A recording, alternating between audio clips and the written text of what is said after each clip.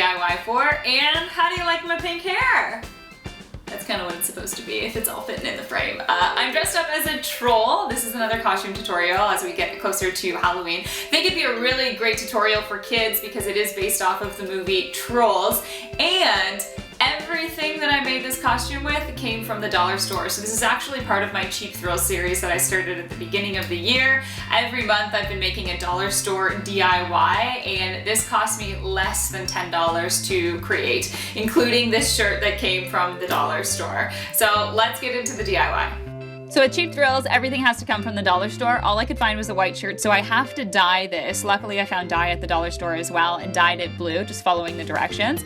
The cheat would be going to the thrift store to find a blue shirt. Now, make sure it's extra large so it works like a dress for you. You'll need paint, some pink and purple ribbon, a headband, hot glue gun, and also some felt for the rest of this.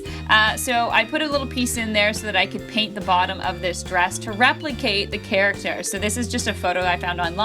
And that's the design I'm trying to replicate on her dress. As you can see, it's blue with this green design on the bottom. So with my paint, I just painted that acrylic paint. It really doesn't matter. This is a Halloween costume. Once that dried, I went back and added a little bit of white paint to make a little lighter green to, again, replicate that design. So once that is all dry, you have to go up and cut off the sleeves because it's kind of like a sleeveless dress that she's wearing. So I did that, and then I hot glued the seams in, and this shirt's inside out while I'm doing this just to create a clean seam line.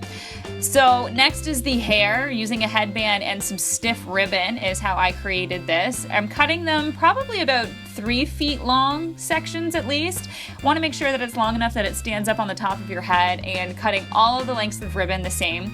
So then you're going to tie it in a knot around your headband and do that with all of the strands. I used 2 rolls of ribbon, by the way. And then I just gathered it at the top and put a little elastic around it. And it actually stands up really well. Next is the headband that she has. I used some felt to create that, 2 green strips, and a bunch of blue flower petals that are just shaped like teardrops, and a few little green ones as well. So basically I just hot glued this together, as you can see, creating the little flowers that she has on her headband. And once you are all done with that, adding as many as you like, the final piece is just to grab a piece of stretchy elastic and put that on the back so you can actually wrap it around your head. And that's the whole costume.